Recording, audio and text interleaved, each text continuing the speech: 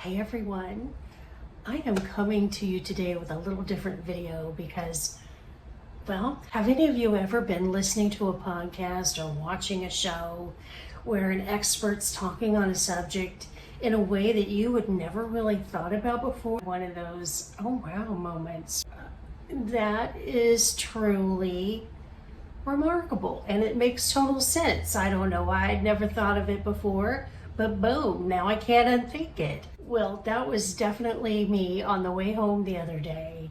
So I had to share my little epiphany with you all because I think a lot of you may be glad you heard this as well. To segue into my aha moment, let me start by saying, if you caught a recent video of mine, you may have seen me talking about how they've shown that shaking water can increase its energy, and I was shaking my senti in that portion of the video. Well, this is kind of along those lines, but much more, let's say, profound. There have been several scientific studies over the years that have shown speaking positive words over water has a positive impact on its structure.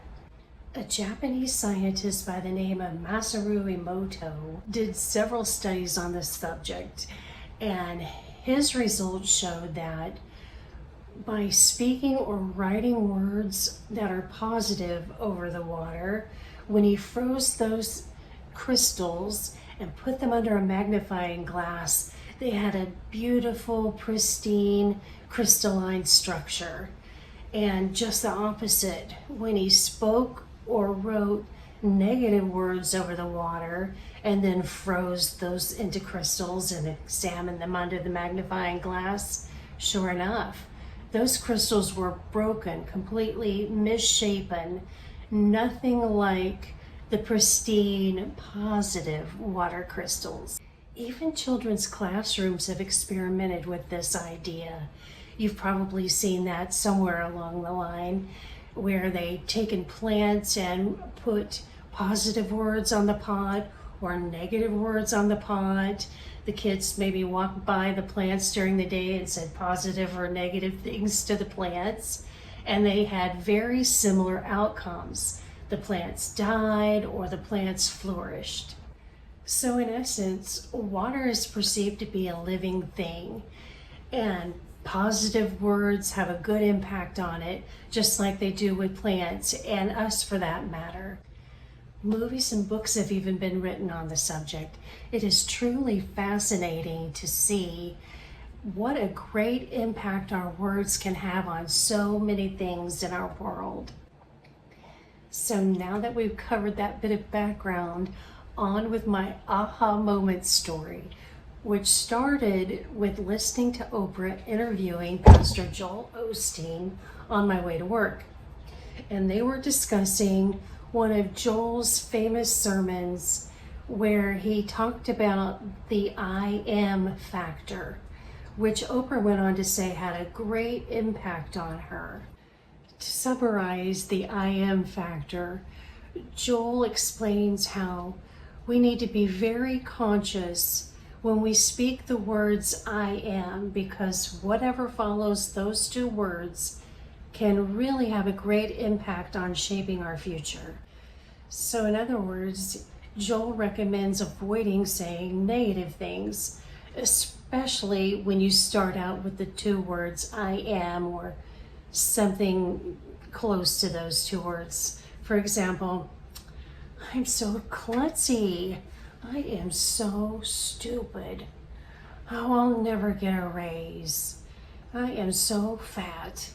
Joel suggests that whenever we're in a tough spot, to do just the opposite, to consciously stop and say just the opposite of what was about to roll off our tongues. So in other words, I am getting smarter every day.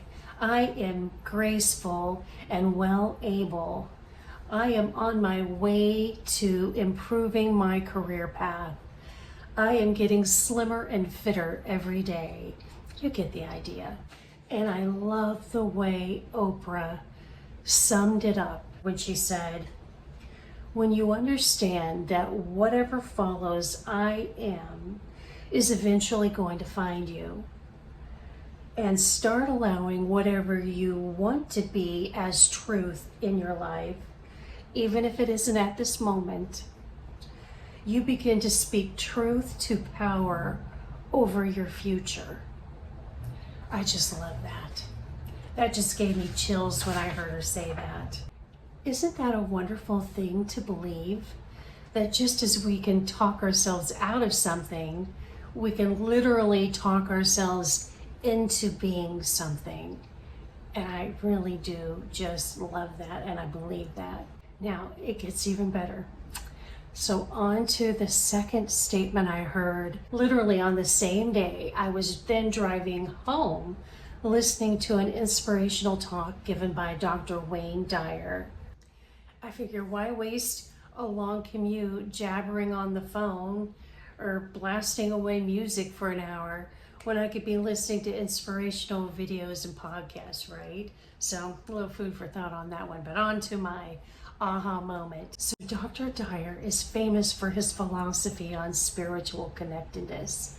And during this talk, he expounded on Dr. Emoto's work, as well as other doctors' findings that had a similar impact on water, etc. I'll put a link to that video in the show notes down below. And then Dr. Dyer went on to point out something that I'm sure most of us have heard before, and that is our bodies are mostly comprised of water. 60% water when you take away all other components. And boom, just like that, I put two and two together. I realize that every time I speak or think negative thoughts towards myself, I am potentially cracking or breaking the cells in my body, literally potentially doing that. That is a profound thought, because so many of us are prone to negative self-talk. Let's call it muttering. Even if you're just thinking it, it still counts, because your subconscious knows that's what you were thinking. And when you consider that, it's been proven. Our brains consist of 85% water. Our hearts are 70% water. Our lungs are 73% water. And even our bones are 31% water. So our words and our thoughts become downright critical, don't they? I think so. So then I got to thinking, what if the gradual breaking of our cells through negative words and thoughts is what leads to things like autoimmune diseases, or even worse? And what if just the opposite? Speaking positive affirmations every morning, focusing on the positive in our lives, consciously making an effort to stay in the positive lane, can turn around any kind of health issues that we're having. Now, I'm not trying to say we no longer need doctors, but I am trying to say I think it's really very important that we consciously stop cracking our water cells when we can do just the opposite. And it goes to a really important point as parents, co-workers, friends, spouses. Our words can impact other people. So let's keep that in mind too.